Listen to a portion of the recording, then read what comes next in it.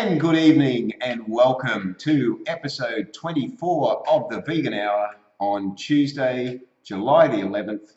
And with me tonight is Chay Neal from Animal Liberation Queensland. Yeah, that's the one. Now, we need you to go. Oh, good. The people have started coming online, so that's good. We're going to let you come online, and I'm going to read out the events that are coming up, but I've also got an important announcement to make tonight about something that's come up today in the vegan world. So let's see how we're looking. Okay, we do exist. There we are. Great. Okay, and thank you. Hi, Helen. We've got the first comment come in. That was quick. Thank you for watching, Helen. Now, let me just mention. Oh, we even got the little love hearts coming up. That's great. Let me just mention the events coming up this weekend. And then we'll go from there. So this Saturday in Brisbane is the Animal Justice Party members meetup at 4 p.m. at the Brisbane Square Library. So if you want details of that, I can share the link of that later. Now on Sunday, also in Brisbane, is the Brisbane Beach Cleanup. I didn't know Brisbane had a beach. But it does. It's at Shorncliffe Pier at 9 a.m. So that's on Sunday. And also back here on the Gold Coast, also on Sunday, is the Anonymous for the Voiceless Cuba Truth at 10 a.m. at Broadbeach. And I'll be up there helping the guys out, spreading a bit of vegan awareness. Now, something that's come up today, and it ties in with the other event that I want to mention, which is, and Michael says, hey, Chay and Harry, love both of your good work. Thank you for that comment, Michael. Something else that's happening on Sunday is the Farm Animal Rescue Open Day, 10 a.m. at Dayborough. Now, what's happened today is there's a petition has started because basically the Queensland government wants to ban visitors going to Farm Animal Rescue unless they upgrade the roads outside their property to include an additional lane for people turning in and out. Apparently that's going to cost $300,000. So there is a petition. Hayley's straight on it. She says, save Farm Animal Rescue. And I'm actually going to put the petition, I think it should work, see if it works. I'll put the link in there. Right, I'll put it in the comments there. It's a massive link. Maybe someone else can share a shorter link than that. But if you can sign the petition, because Farm Animal Rescue does amazing work, don't they? Yeah, they do absolutely. Fantastic work. Brad and Carol and everyone there. The tireless devotion of these guys is fantastic. They have these open days usually once a fortnight, don't they? So. And so what the government is saying is we won't allow you to have any visitors or basically, yeah, it would ruin Farm Animal Rescue. So the link I've shared there, as Helen says, yes, it must be saved, very important. So I've shared the link there, so please sign the petition if you haven't signed it already. Please share it. Let's make sure that that everything is done to keep Farm Animal Rescue doing the wonderful work they're doing, caring for the animals and creating awareness. So and if we have any comments, if anyone's got any comments on that, please follow through with that tonight. Yeah, so welcome aboard, sir. I think that was, yeah, I think that's that was all the events I wanted to mention. So tonight it's all about Animal Liberation Queensland. So I'm really, really pleased to have Chay along because you've been the president for 6 or 7 years, something like that, which is maybe not what I said in my promo video, but even Harry makes mistakes. Somebody said they can't click on the link. If you're having trouble clicking on the link, maybe somebody, because I shared that off a page that I'd already signed the petition on, so maybe you can also go to Farm Animal Rescue on Facebook, facebook.com/FarDayborough, and they'll have it on there too. They'll have it on there too. Okay, there you go, the Farm Animal Rescue. Can somebody do me a favour and just put that link up? Thanks. The Farm Animal Rescue Facebook link saves me trying to find it, or the petition link, one that you can click on. And Helen says she'll definitely, yeah, or copy it. Okay, and yes, go to the Facebook page. Great. Okay, so Animal Liberation Queensland. What I want to find out tonight is what ALQ is about, the history, the aims, the achievements, and so forth. And guys, any questions you've got about ALQ, please pitch in at any time, and Chay will do his best to answer them. Certainly will. So I think where should we start? Where would you like to start? Wherever you like. Okay. Well, how about history of Animal Liberation Queensland? Can we? Yeah. Let's go Sure. there. So yeah, Animal Liberation. The group with Animal Liberation name was first formed in New South Wales, and then soon after that, the Animal Liberation Queensland formed in 1979. 79. Wow. Separate organisation, just using the same name, with similar objectives and all the rest of it. Yeah. So now there's animal liberations in most of the states around Australia, but they're all separate organisations, separate people, separate legal entities, all the rest of it. Okay. Yeah. So yeah, it's been. Yeah, so 79. That's actually what 38 years. Well, I went vegan in 1980, and that's 37 years ago. So yeah, 38 years. Wow, that's pretty. That's really pioneering, isn't it? Because I mean, in those days it was not much happening that we were aware of. So okay, so what are the actual aims or the goals or the credo or whatever you want to call it? Yeah, so it is pretty broad. So okay, that's good. It's really to protect all animals, from abuse, exploitation, suffering. Excellent. And to foster respectful and compassionate attitudes. So we really want to encourage veganism, to spread that word, and adopt as the norm. I love it. So ALQ really wants to spread the vegan awareness and actually use the vegan word, isn't it? Yeah. Excellent. Definitely. I love it.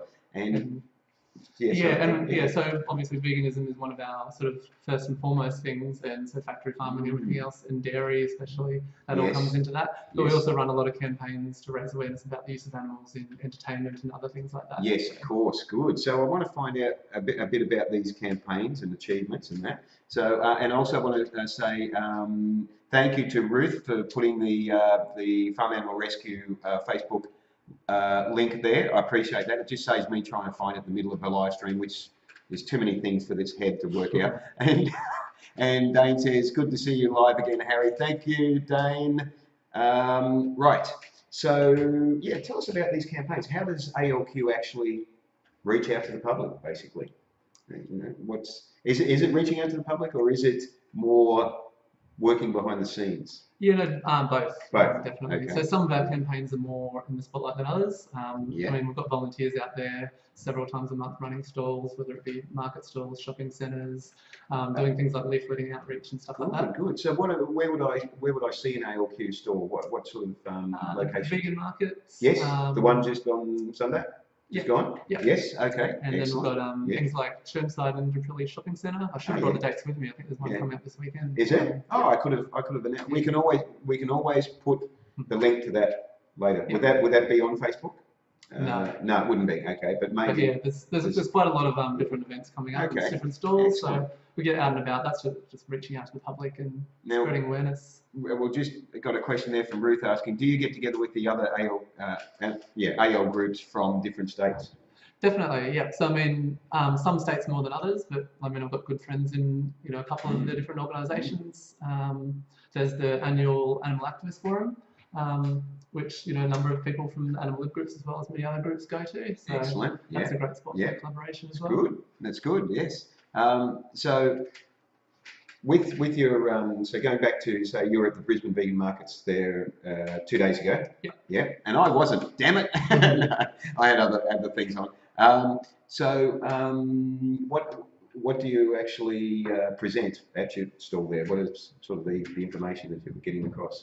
Just various sort of vegan brochures that we've produced ourselves about dairy, factory farming, all that sort of Excellent. stuff. Sometimes about some other campaigns like greyhound racing stuff as well. Yes. And then we've got our merchandise, so our t-shirts and things like that. T-shirts like this one here. Yeah. Very good. We've got a whole range of sort of nice designs with the word vegan on them and stuff like that. So that's fantastic. They're proving quite popular. So they are especially quite the vegan markets. Yes. Yeah, no, that's good. Yeah. So the feedback that you get from people is I assume is quite positive. Definitely. Yeah. What about when you're not in a vegan aware area, like when you're in the shopping centre or something like that, which is a bit more challenging? Yeah. Because you're coming across only probably a real small percentage of people that are aware of what's happening. How do you find sort of outreaching in areas like that? I mean, it's obviously a little bit bit- slower than Yeah, the sort of maybe a bit more prime challenging. vegans, but No? not necessarily. No? Yeah, I mean, some places more than others, but Yeah. you just have to give them a try. And do you find the public curious? Yeah, you know, they see you, they're sort of like, a lot of them probably just walk past, I guess. Yeah, and it depends on the shopping centre, and like they've all got different rules about what we can have. So if we're not allowed to have enough signage and stuff, it is hard to attract attention. But yes, when we are allowed to have a bit more signage and make it a bit more colourful and have all our things out, then so ALQ is. Do you sign up to ALQ? Can you sign up to become a member? Yeah, so we're a member-based organisation. We're funded entirely by donations from members. Excellent. It's only $35 a year at the moment, which we'll probably raise soon because we really want to encourage membership. Monthly membership. Okay. But, and what does that membership allow when you've joined? Is it any extra perks in that? Yeah, it just means you're part of the organisation. You get a newsletter 3 times a year. There's a few discounts as well that you get for a few vegan shops and stuff. But we want to expand that over the coming year. Do you get discounts through, say, cruelty-free shop maybe, or? Yeah, I can't remember off the top of my head. No, it hasn't been a focus of ours, but it's something we'll get back into. We'll put the I'll put the link up for your. Well, actually no, the link for the Facebook page is actually on this live stream. I don't even have to put the link up because it's in the title of the live stream. So if you're watching this not on YouTube later, but if you're watching this live right now, you can click on the link in the title, and hopefully that takes you to the page. Takes you away from the live stream, though. Do it later.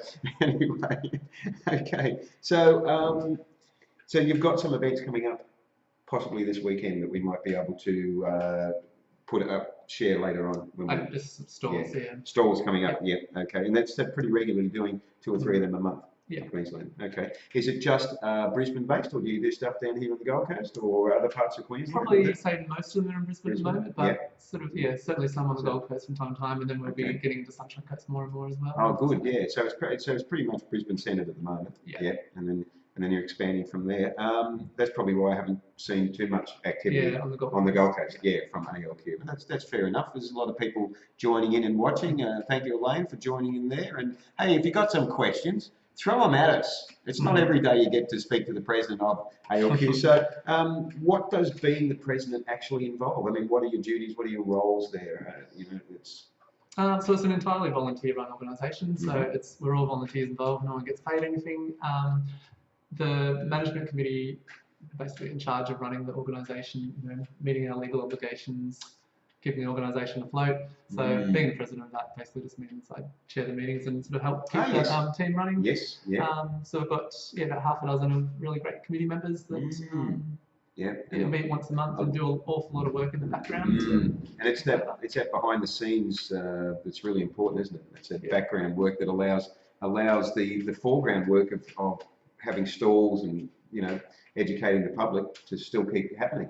Definitely. Yeah, and that's what I have a lot of respect for. And we were mentioning farm animal rescue earlier. If you're just coming to the show now, people that are doing all these things behind the scenes to help the animals in different ways. You're doing it in the way you're doing it to create an outreach situation. Farm animal rescue is doing it in a more hands-on way.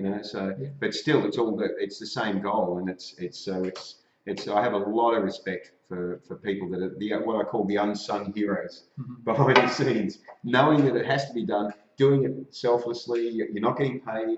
It's your time, your effort, your money, your energy, but it's for the greater good. Yeah. And then there are the times, of course, when it does get the public spotlight, like the big one 2.5 years ago with the Greyhound Racing campaign. Talk us through that. I mean, was that initiated through ALQ?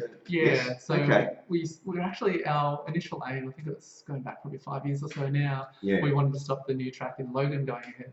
Right. But we weren't getting anywhere with the council, with the government. It was just hitting bureaucratic walls. They're good at that. They're like, all right, we need to do it. We need to dig a bit deeper. We've heard about this live baiting. There's no evidence that anyone's found. So we started digging a bit deeper and doing some undercover work. And next thing you know, we're listening to the horrible sound of squealing piglet or something on the audio we captured in that moment. We knew you were onto something. And then a bit more work over the coming month or two, and then Did had the that? footage. Yeah, you had the footage, and then you shared that footage. Yeah, so then we contacted Animals Australia, and then they Yeah. quickly helped get Victoria and New South Wales just to show that it's a national thing. It's not Yep. an isolated Yeah. problem. Yeah. And they also helped with the strategy and the work in Four Corners on board. Yes. And then and that was it. And then there was taking it to the public then with public protests and that. Yeah. You know, so there was. I'll come to you. I'll get to your comments in a second there, guys. There was so that was 2.5 years ago when it was actually brought to the public. Is that right? Yeah. Yeah. So that was done by actual public protests and also through online awareness and that. Is that right? Yeah. So it was all kicked off with the Four Corners episode, and then obviously ran campaigns off the back of that to raise awareness, put pressure on the state governments, and as we know at this point in time, unfortunately, they've sort of backed down on their promises, haven't they? Yeah, well, the New South Wales government was very disappointing. It would have been better if they didn't touch it, because now no one's going to propose a ban for quite a while. So.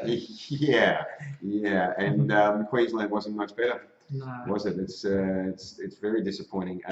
Where does that? So where do we stand now with that campaign? Is it can it continue being pushed? What's happening there? Yeah, well, I mean, I think it's done terminal damage to the industry, and I think the word is out there now. Yeah. A lot of people know that it's not a sustainable industry. The issues aren't going away. Yeah. So I think we can build on this and keep pressure going. It's not something that we're going to see banned, tomorrow or next week or even this year, but over the coming years we'll keep that pressure up. Keeping the pressure on. Just need to be there, ready for the opportunity. I mean, if we found evidence of live baiting one more time, and there's something like that happened again after they've put all these measures in place, that could be enough to cause some trouble. But the other big thing would be focusing on those plans to open a new greyhound track, potentially even in the Gold Coast. So really watching that carefully and doing everything we can. Yeah. Helen says, I made flowers and love hearts with ALQ. Let me just move this so I can read the rest of your comment here. With ALQ group, and we handed them out with vegan brochures on Valentine's Day and Mother's Day. Yeah. Very special. I like that. Yes, thank you, Helen. And that's one of our positive outreach things we try to do a couple of times a year. We have someone dressed up in the cow suit and, and have paper hearts, flowers to give out. And I mean, who can say no to a cow that's trying to give you a flower? I want to do that. Who thinks that Harry should be dressed up in a cow? Oh, definitely. I want your feedback on this, guys. Wearing the sexy vegan banner, the sexy vegan thing that I was wearing a couple of weeks ago when I was talking to James. I want to do that. I think wearing a cow suit's right up my alley, and handing out the vegan brochures and the flowers, and I think that's great. That would have been well received. So that was in Brisbane City, was it? I think outside Central Station. So usually around peak hours. Yes. Lots of people. Oh, fantastic. That's just such a positive way as well. I mean, so often we get accused of being angry vegans and. Yes. So it's total opposite to that. Yes. That's actually that's a good point, because I mean we get accused of being angry vegans, but really what it is we're very passionate. Yeah, exactly. And so that translates as being like, oh, you're full on, and yes. Helen says definitely do it, Harry. Yeah. Oh, but that's only one person. I need more than that. Come on, you can do better than that, guys. Melissa says it's a great idea, very positive. She means the idea of the flowers and the hearts, not necessarily the idea of me doing it. Emily says, do it, Harry. Okay, there we've started the Harry and the Cow Suit campaign. It started. There we go. It's off and running. Excellent. You were here to see it or hear it first. Hopefully you can't hear what's going on upstairs. It sounds like a herd of cows upstairs. I don't know what's going on up there. Anyway, okay, so I'm trying to be serious while I'm listening to a herd of cows upstairs. And Joe Vegan loves the idea too. I can tell by the little cows there. So, and she did mean the cow costume too, Melissa says. Okay, Harry's doing it. Right, we'll have to line that one up. Make a note. Yes, make a note. I don't like to renege on my promises, so make a note. Okay, so that was. Okay, so that was covering some of the questions I had, the history of the ALQ and the aims, the achievements, some of the outreach and activism and that you've done. What else would you like to tell us about the ALQ that I haven't touched on there? Well, I guess some of the other campaigns I should mention as well. puppy farming's been a big one for us as well. Yes. So we've actually done a few investigations that are showing what happens in Queensland, linking to pet shops and things like that. So, okay, with these investigations, you've actually initiated them through the ALQ. That's done it, yeah. And so that would be a little bit risky. Definitely. I mean, you've got to be careful. And yeah. Do you actually take it on yourselves, like, or do you hire a private investigator, or? Yeah, it's all taken on by our volunteers. And, yeah. So obviously they're doing it because they want to do it, and they're aware of the risks involved. Yeah. So what was the I was going to say the outcome, but what happened there with the?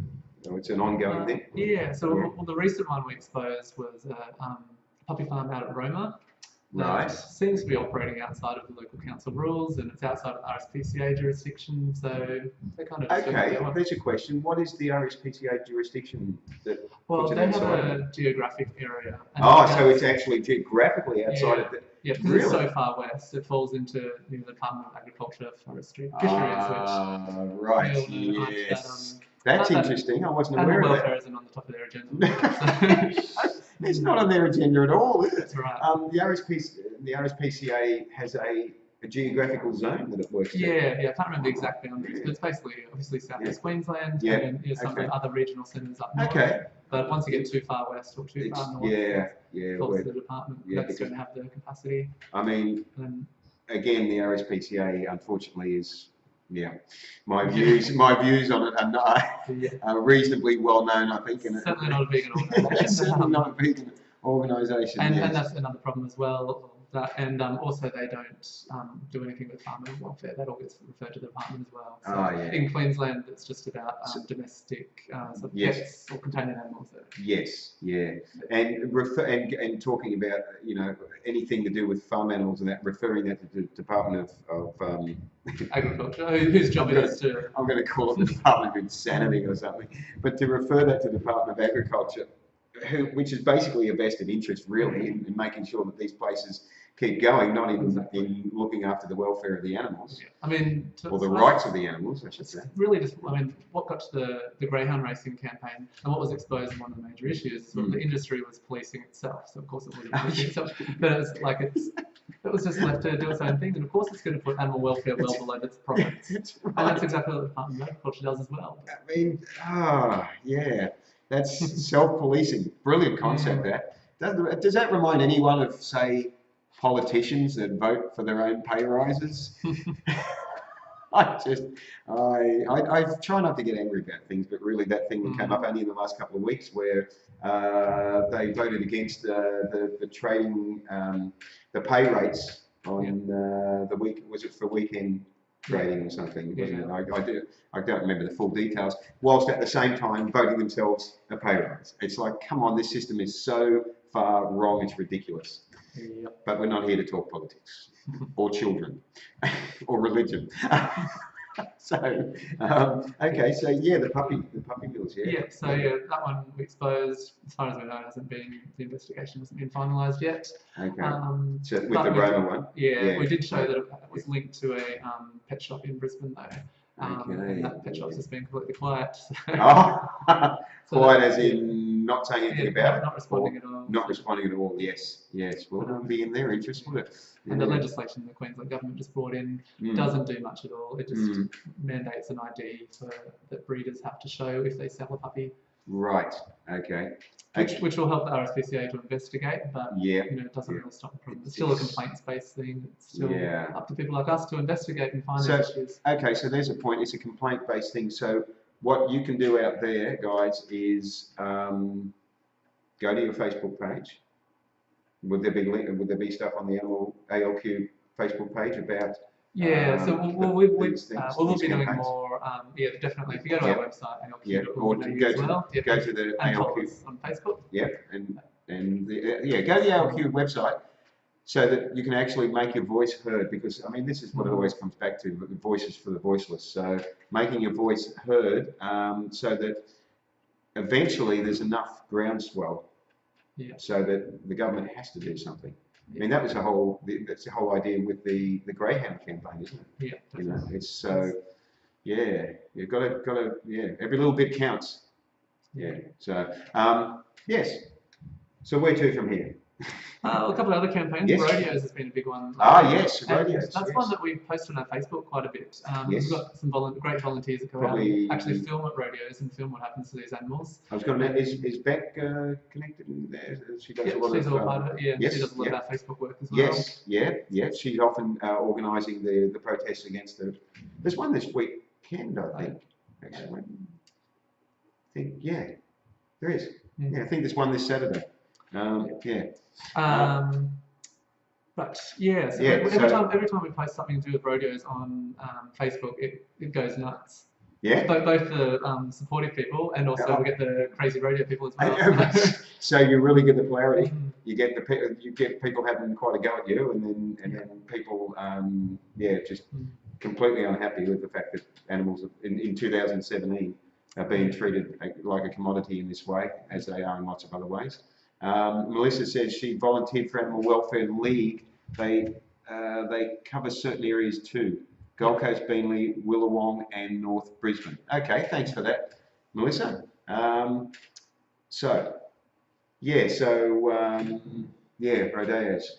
Yeah. So at the moment we're pushing for a ban on calf roping. Yeah. Just because we know we're not going to get rid of rodeos in the next few years, especially in Queensland. It's a much longer term campaign. So in the short term, stepping stone is to get rid of calf roping, and we think that's something that should be realistic.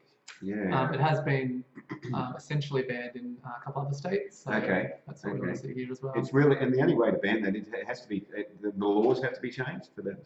Yeah. Yeah. So that's, okay. And it is something that's being looked at as well already. Due to public pressure, the Premier asked the department to look at it, so the Animal Welfare Advisory Board. See, there you go again, guys, public pressure. That's what it's about. That's what's driving the change. So, you've got the guys working behind the scenes, putting these campaigns together, as you're doing with all the other volunteers. And then for that to work, we need you, the public, to step on board and get in there, signing the petitions, maybe turning up at the events, making comments, making your voices heard, so that it's getting back to the people that can then change the laws, so that so it's put in place. Let's see. So we've got a question there that's come up up there, but it hasn't come up down here yet. I don't know. Strange how that works. And we're going to get Emily. We're going to get to that question. Excuse me. We're going to talk about Chay's personal vegan journey. So we will get to that. So, but we'll just continue on about ALQ. So you got some more campaigns there? Yeah. So final couple to mention. So more recently we've been doing the Brisbane Animal Save Vigils. Taking from the Save movement, which came from Toronto Pig Save. Toronto Pig Save. Yes. So sort of following on that same sort of ethos, I guess. Yeah. We've done quite a few vigils already. Okay. What's involved in that? Just bearing witness outside some of the slaughterhouses, like down in Beenleigh. Beenleigh, yes, I know the one there. Yes. And with the hope of seeing some of the trucks as well and being able to witness and say goodbye to some of these animals. Yeah. It's quite hard to. It would be very. I would find that personally very challenging. Yeah. And I would. Yeah. Anyone that can do that, again, a lot of respect, because that's a really hard one, isn't it? How do you find that? Pretty tough? Yeah, definitely. Yeah. It can be very challenging, but it's been well received, and also some of the places that are just along the main roads, like that one in Beenleigh, it's actually surprising how much support we get from the passing traffic. We make sure we've got big claw flute signs that people can read from the road. And you're there at the intersection, because it's a traffic lights there at that intersection. So quite a lot of support from the public. Lizette says thank you. Excellent. So it's good that there's support from the public. This brings up a point that when the public are made aware of what actually happens to animals, then the majority of them are against animal cruelty. And even if they're still eating meat, they'll still say, no, I'm against animals being cruel. But somehow they haven't made the connection. You can watch the videos of people being interviewed, and they'll be like, well, yeah, we eat meat, but we're against animal cruelty. And so this is where we have to educate the public, get out there and show them what's going on, and through these campaigns. And it's great. It's just really heartening to hear that you actually get response from the public of beeping horns and waves. Yep, great, excellent. Okay, that's good. Yeah, and we recently had Josh Aglin Oh, yes. came out and talk in Yes, Brisbane as well, which yes. is Now, another very moving kind of talk. yes, very I powerful. would have liked to have heard that. He's going to be down here on the coast next month. Oh, great. At Burleigh, actually. He'll be here in Burleigh. Fantastic. So, now Josh, for people that don't know, he was an abattoir Yeah. worker, wasn't he? Yeah. For any idea for how long? Not sure, but it was a while. I And, don't know much of his story, but the fact that he talks again. Tell us a bit about that. I can't remember exactly, but he was some kind of engineer, electrical or something. Oh, so yeah, he got to see a lot of the slaughterhouse.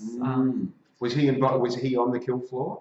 He did a lot of work on the kill floor. He didn't actually have to do the killing himself, Right, but he was there. He was there. Yeah, so he got to see how it all worked. And I guess get to know the people that work there. Yeah, very powerful. So what did you take away from that?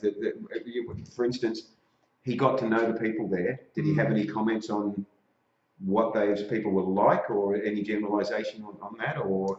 He did speak a little bit, and I guess also the people are one of the victims as well. Yes. It's often Yep. lower paid workers. Yes. People that I guess don't have a lot of options. Yep. And they can often suffer a lot of trauma and other sort of issues as well from having to be part of the system. Yep. Yeah. So that's I can imagine. I can imagine that would be the case. But and the other thing was just the sort of peer pressure within the. One thing he said that is no one stops the kill line once it's moving. Yeah. It doesn't matter if the animal's not stunned properly. Yeah. Unless your friend is actually caught in the machinery or something, you don't stop it for anything. It just keeps moving. That's quite interesting and very sad that they would stop it for a person. The person was caught in machinery, but the animals are of no value to them. Yeah. Well, sorry, that's not correct. They are of value to them, but their life is of no value to them. Yes.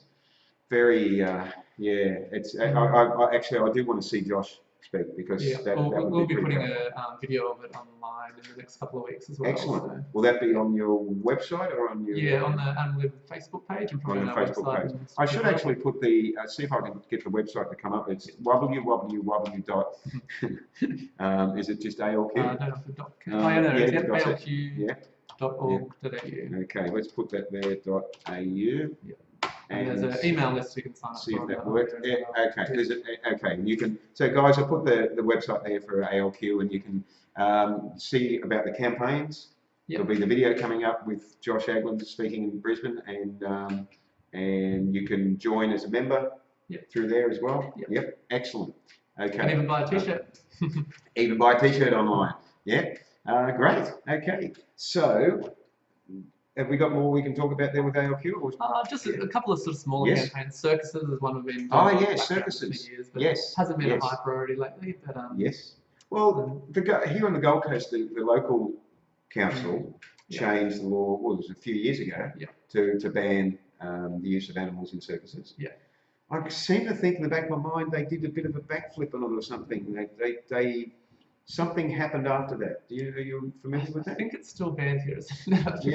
But it was banned, and then it was overthrown, and then I think it was banned again. What, here? Yeah. Okay, yeah. But it's only the use of exotic animal circuses on council land, so that they can still get around it using private land. That might have been what it was. Yeah. Yes. Yeah. Okay. I knew there was something that was. It was a little bit, wishy-washy. Okay, we've got a comment from ALQ. I love it. How do you do that? Okay, this is calf roping, the rodeo event that ALQ once banned. Quite a large team of volunteers films at Queensland rodeos now. Come along to Volunteers Night if you'd like to help out too. Excellent. If there's a link to the Volunteers Night as well, if you can share that, if there is a link to that, if that's an event. But if you keep an eye on our Facebook page or jump on our email list, and you'll get the dates for our upcoming nights. That is good. So circuses, back to circuses. What's the status in Brisbane or the rest of Queensland? Sadly Queensland is way behind. Most states have quite a few council areas that have at least that sort of ban of banning exotic animal circuses from the council land. But Queensland, I believe, is only the two jurisdictions, so Ipswich is the other one. Ipswich, okay. Circuses with animals still goes on in Western Australia. So it still goes on all over Australia, sadly. Yeah, it's such an outdated thing that never should have happened in the first place, obviously. And the other one that we think is pretty outdated as well is chicken hatching, which Ah, is sort of yes. yeah. Are you talking about chicken hatching in like in schools? kindergartens In and schools, yeah, childcare yeah, centres. yeah. Yeah. That, yeah. Again, scratch his head. Cannot understand why these things ever started, or it's just. And the companies keep saying that all the chicks get rehomed to some happy farm in Wonderland somewhere. And, In Wonderland, yeah, that's it's like about it, isn't there it? are In Wonderland, yeah. but, rescue organisations like Farm and Rescue we Yeah. were talking about before. Yeah. When they get calls every week about trying to rehome roosters, and roosters get found in dumpsters or all over the place. It's got to be a recipe for disaster Mm. to have these chickens being hatched in schools. Yeah. Just the end result of where they end up, as you say, in dumpsters or something like that. Yeah. It's just, yeah. I believe these are just the ones that people have basically taken home to Yes. think, well, I can have a chicken at home, but then it turns into a rooster. You can't have it in most urban areas. Exactly. What do you do with it? Now, I'm sure the kid takes a chicken home and mum and dad wouldn't be too impressed in a lot of cases. Yeah. Yeah, especially when it starts growing up. Yeah, so, yeah, it'd be like taking a little baby pig home and finding it's not a baby pig. So there's a lot of, ALQ is doing a lot of stuff there. It keeps us pretty busy. Yeah, it would keep you very busy. I'm surprised you've got time for a personal vegan life, which we're going to talk about in a moment. So we covered most of the campaigns. That's the sort of main things that keeps us pretty busy at the moment. That's certainly a lot there.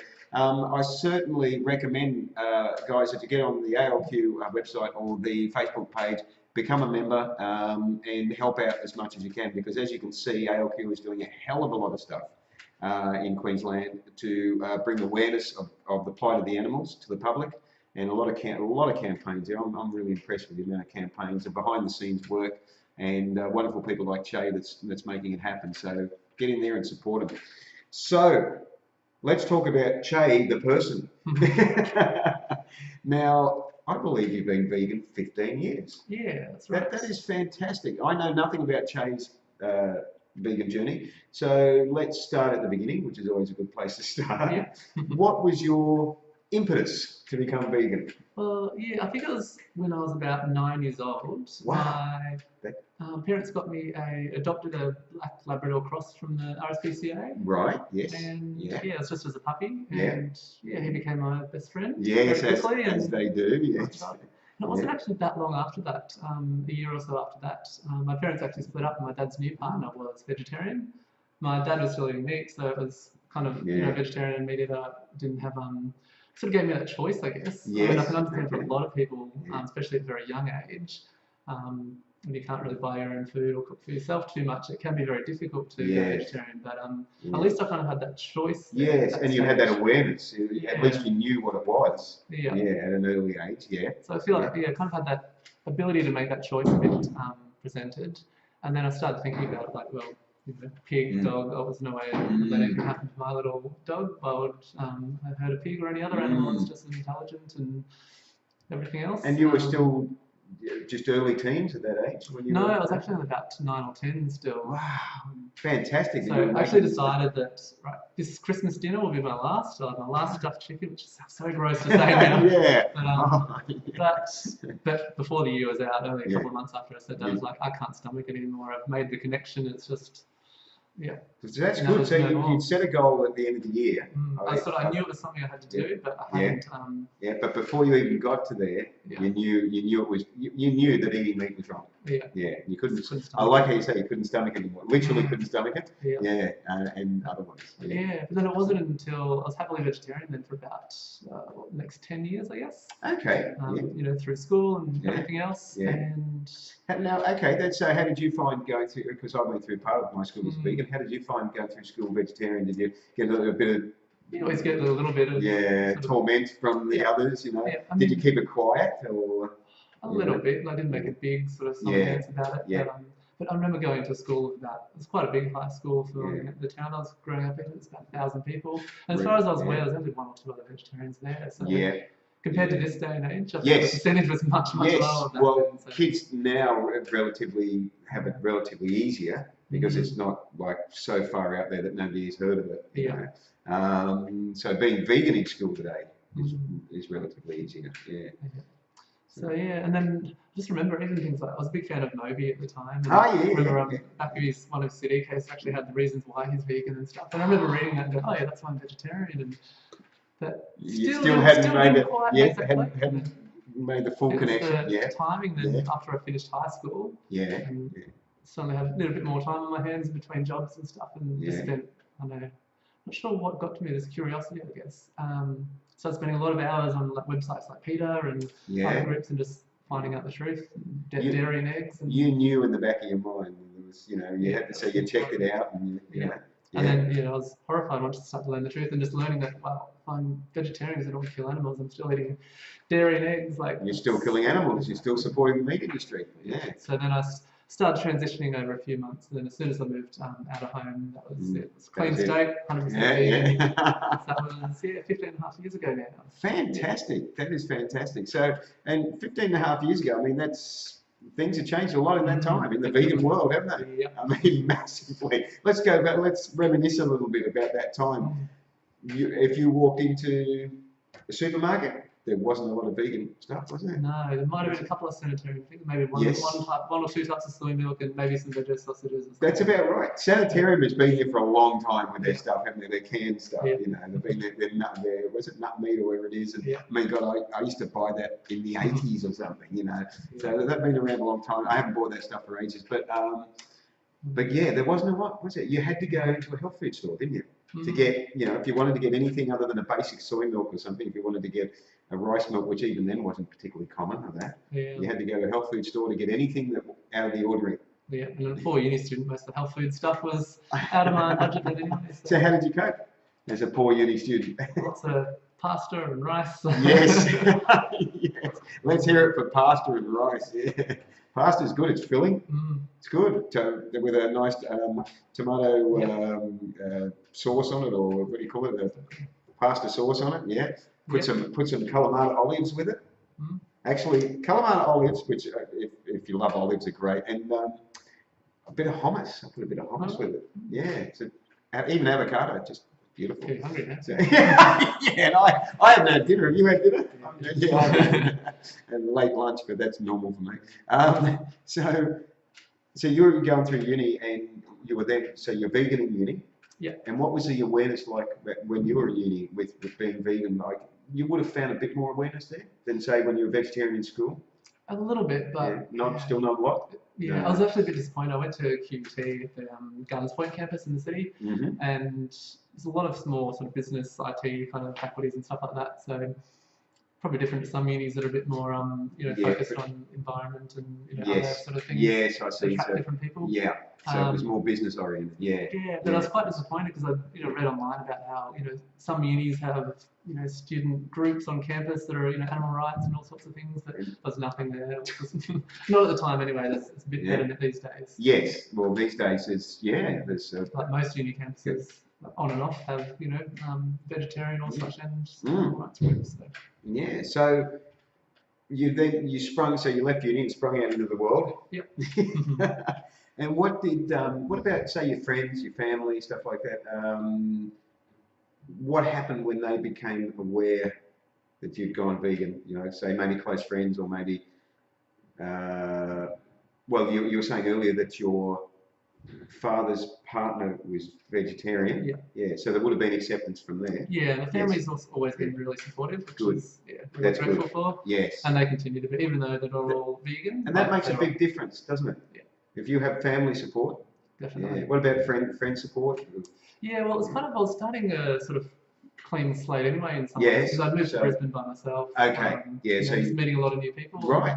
Yeah. And then I guess over the last 15 years, a lot of people I have met have been through animal rights activities, and therefore most of my friends end up being vegan. So you, not long after you'd gone vegan, you started to get more interested in the animal rights activities and that. Is that right? Yeah, it was pretty much at the same time. Yeah. Once I moved, I just wanted to do everything I could. Fantastic. But yeah, at the time there wasn't anywhere near as much activities back then. Animal Lib was around, but I think they were a bit quieter back then as well. Yeah. Yeah. Who else did we have around then? And we didn't have the Animal Justice Party, obviously. They're very, very recent. There was no Farm and Rescue. There were that's right. That's right. Yes. And that's right. Shopping centres. That's another thing. Yes, there wasn't the outreach was was very minimal, wasn't it? Yeah. There wasn't Anonymous for the Voiceless then. That didn't exist. So we ended up just doing a lot of our own stuff. Yeah. I remember doing KFC protests, sort of just our own that, and doing all sorts of stunts. So what? Just you and some friends getting together? Yeah. Yeah. Okay. Yeah. What were some of the things you did? Yeah, I mean, we handed out like the Peter flyers. I think Peter was running a bit of campaign against KFC back then as well. Yeah. And we, dress up as Colonel Sanders or something. Had all sorts of things. No, I'm not doing that. But yeah. And started doing all sorts of protests and stunts and just trying to get the word out. But maybe not the most of. Bit of a forerunner of some of this stuff. Yeah. How was it received? Mixed. Yeah. Looking back now, you can certainly say that some of the stuff probably wasn't the most effective thing to do. But it's experimenting and looking for the right. Yeah, that's right. Refining it down, learning what works and what doesn't work. So so that's really cool. You also mentioned, of course, my favourite. You mentioned vegan restaurants. It's been known that I like to eat at vegan restaurants. Brisbane, seeing them, there was nothing. Pretty. I mean, this is. I think there was squirrels, but then that changed hands and started selling meat or something. What happened to squirrels? It started. Yeah, is it still around? I'm not even sure. But I guess once it stopped. Yeah, once it became. Exactly. What about in West End, the Forest? Yeah, that opened, I think, after that. After that, but it wasn't long after that. I believe that's still going, isn't it? It recently closed down. Because it was really good back in the day. Yes. But then it sold and I think went downhill a bit. This is a bit of a nostalgia trip. Finally, now it's just a totally different sushi train or something. Oh, okay. This is pre-Veggie Rama, pre-Loving Hut, what else? I mean, for quite a long time there was very little happening in Brisbane. The Gold Coast started expanding with vegan restaurants. Kwan Yin's has been around for a little while, although the Valley one, the Kwan Yin's, used Kwan Yin. Yeah, used to be in Fortitude Valley, That's but right. that one's closed down. But they still do home delivery. Yes. That was one of my favourites for a while. Yes, Kwan Yin does very good food. And of course, we've got a very small one down on the coast. Yes, I've had.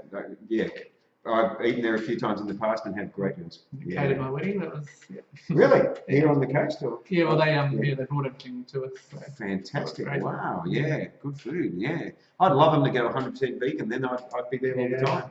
That's it. That's the only reason I'm not there all the time. So if anyone from Kwan Yin is watching, go 100% vegan, please, because I love your food, but I just love to also support the 100% vegan places that we have here, because we have so many here on the coast now.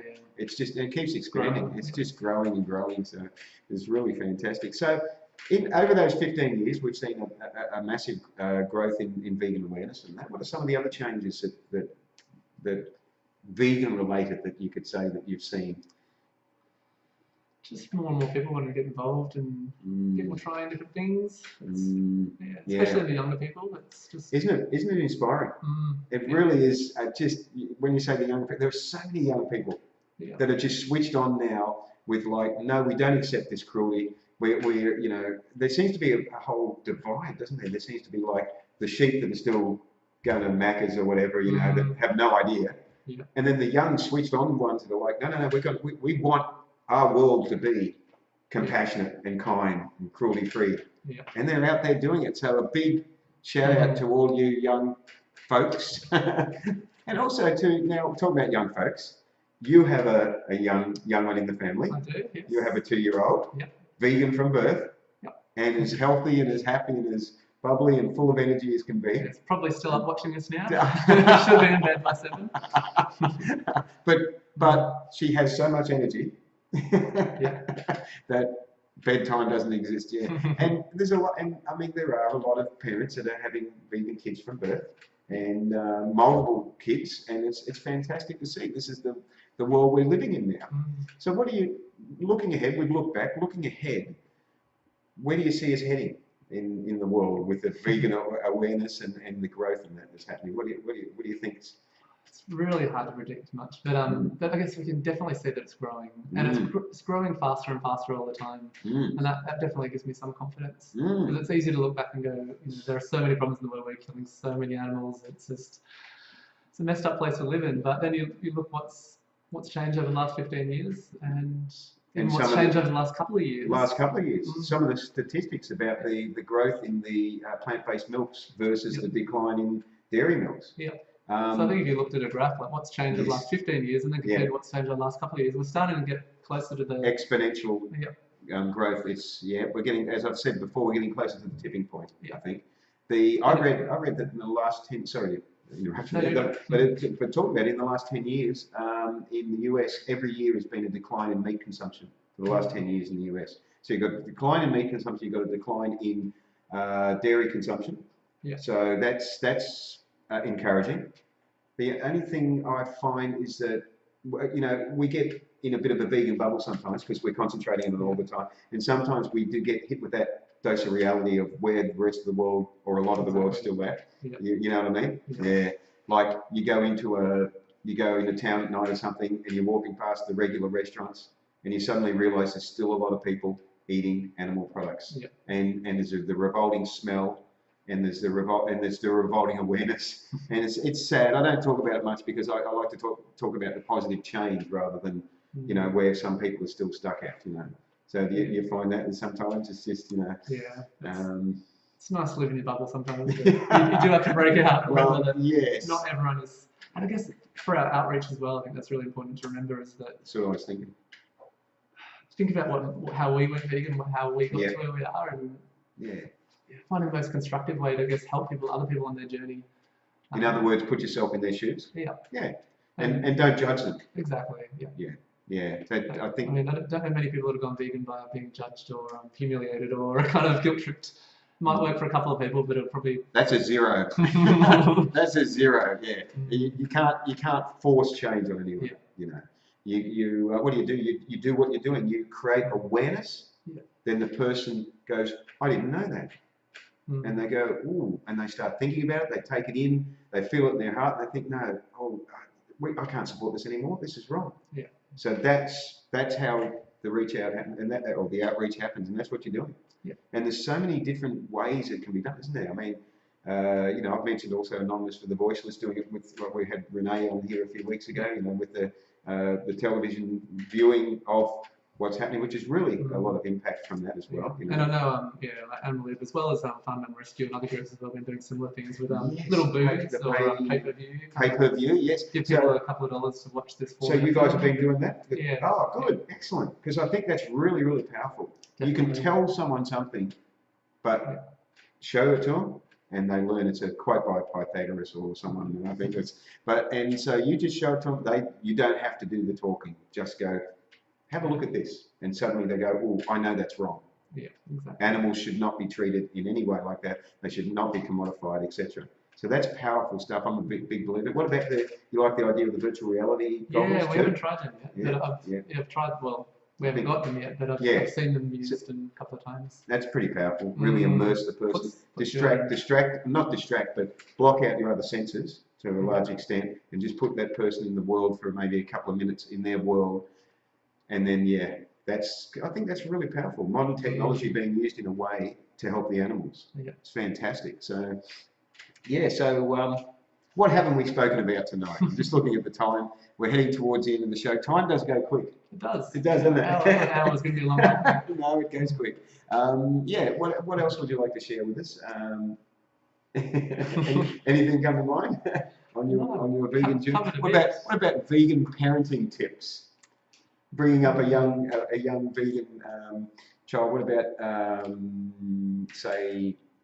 how did they transition to vegan milks or something like that? If the young one's still breastfeeding, then weaning them off. Any tips or anything on that? It's all an experiment, really. Every child's going to be different. Yeah. That's the thing. Like, what about most children are breastfed? Yes. So the best option is to breastfeed when you can. Yes, definitely. I guess as long as possible. Yeah. That's where they'll get a lot of the nutrients, especially for those first few months. As long as it doesn't exceed 20 or 30 years, then it starts to get a bit strange. I think the mother might have a lower limit on that. What about having a kid born in hospital as a vegan? Yeah. Did you choose to specify that to anyone there, or well, I guess you don't really have to say. Yeah, you don't have to. And also, well, they're going to be breastfed exclusively for the first little while. So it's not going to be a factor that's going to have any influence on what's happening there. Yeah. Okay. I just wondered if that had been something, and if anyone had, What about doctor's visits, stuff like that, maybe with the young one, and saying to the doctor, we're vegan, and have you come up against any resistance? Or, we try not to sort of go too much into that unless it's with a proper nutritionist or someone that we know is open to it, because there is so much with GPs, especially. There are a lot of people that unless you aren't very receptive to vegan. Even I went to the doctors once and perfectly healthy, but they asking just the general health questions, and they wrote down vegetarian vegan as a risk factor. It's a risk factor. A risk factor for not having a heart attack. A risk factor. There's so much I could say about that. That sums it up, doesn't it? The mentality of a person that we're going to for treatment who themselves is living so unhealthily, generally speaking. The doctor is a meat eater and probably possibly a drinker and a smoker and that as well. And their whole outlook is so unhealthy. And then somebody healthy comes to them, and they go, "Oh, risk factor." The only risk is they're not going to make any money out of you. It's a risk factor for them. Oh boy! But you talked about so instead of going to a doctor or something, you'd approach a vegan nutritionist or something like that, like Amanda Bannon, perhaps, or something. Yeah, certainly if it's a nutrition-related thing, you need to do that. And I guess that's the main thing, is just to do your research and that doesn't mean just asking your friends on Facebook either. So what would your research be other than asking your friends on Facebook? I'm not asking them. Googling it or? Yeah, well, you can find some of the more reputable websites. Any recommendations off the top of your head? No? But we've got some of them linked. Like if you go to our, about dairy, if you go to ditchdairy.org.au, we've got a little bit of stuff about the health information there. Good. Is that a ALQ initiated? That was our. That's another campaign I could quickly finish. That was actually quite a good one. We got a voiceless grant to do some radio advertising. So we launched this website and everything along with it. Ditchdairy.org.au. Okay, I've just put it up there and I've spelt it correctly, I hope. Should be right, I think. .com.au, sorry. That's why it didn't work. Sorry about that, guys. Ditchdairy.com.au. Just going to fix that up. So you were doing a radio? Yeah, so we launched this website which has a little video and also some information about what happens with bobby calves, some health information, etc. But yeah, for radio ads, it was actually a little boy's voice, basically speaking on behalf of bobby calf. And that's good. Yeah, that's good. I can't remember, it's only like a 10-20 second ad. Yeah. It's just the boy basically talking about how he's going to get taken away in the big scary truck, and we got a lot of complaints about it. But I think it all actually through the Advertising Standards Bureau. But it definitely. You actually got complaints through the Advertising Standards Bureau. Wow. Apparently it was. That means people are noticing it. Exactly. That's why I think another reason it was quite effective. Yes. A lot of people heard the ad. Yeah. Make a lot of people think. If you're getting complaints, that's good. That is reaching out to people. That is excellent. I'm not sure that I've got the right website address here because it hasn't come up with a little thing there. So if I've got the wrong one for Ditch Dairy, I'll put the right one up later. Yeah. So, and in case you're not aware, the figure that I've read many times over the years is 700,000 bobby calves a year in Australia are sent to slaughter. Yeah, could be slightly less than that, but either way, it's still it's a huge number. Even if it's one. Yeah, exactly. Even if it's one, it's one too many. It's a living being. It's an animal that had a family, that wanted to live, that fought to its dying breath. Exactly. It's quite heartbreaking if you actually go face to face with these animals, whether it's at a sale yard, at a farm, or even if you just go to places like Farm Rescue, we can see the lucky ones, but then you imagine those that weren't so lucky. Or like a vigil, where you know that they're what's going to happen to them. That's really heartbreaking, isn't it? Yeah. So I think one of the things that we've gained from tonight's episode is that really you, the public, can make a difference by supporting ALQ and the campaigns that you guys have created, and it's all to help the animals, and it's all to make a better, compassionate, kinder world, and ultimately it's helping us as well, and it's helping the planet, it's helping the environment. I mean, it's a win-win. Why would you not want to help out? So looking like we're coming up to time, so I'm going to say it's been an absolute pleasure to have you on the show. Thank you very much, Chay. It's been an absolute pleasure. And if you've got any questions, even after the live stream is finished, you guys can still type them in. You can at any time, and I will respond to them, or if Chay sees them, he will respond to them. This episode, like all episodes of the Vegan Hour, has been sponsored by Vegan Frothers in the background there, and also by Burleytown Storage. So this will be on YouTube, hopefully within a couple of days, and I will share it to my page. And next week, for episode 25, I have animal rights activist Brian Hall. If you don't know who Brian, do you know Brian? Yep. Yeah. Brian, he's a really good bloke. He's got full of energy. Full of energy, big heart, Yep. and he's come a long way in a short time. Mm. Yeah, so I'm really keen to talk to Brian and find out how, when you've got the passion to sort of be on the front line and make that difference, that you can just sort of face your fears and get out there and do it. And Brian's a really good example of it. So join us next week. That's what's that? July the 18th for episode 25 of the Vegan Hour. Thank you everyone that's been watching, and this will be shared on the vegan forums. And Ruth says, shame all the writings back to front. On the YouTube video, it'll be the right way around, Ruth. So that'll be online in a couple of days. And Kathy says, inspirational. That's great. And Jeanette says, sorry, I missed you, Chay. We'll watch later. Okay, now the comments are coming through. Anyway, guys, remember to live vegan and save lives. Have a great week. And I'll see you next week for episode 25. Good night, guys. Bye.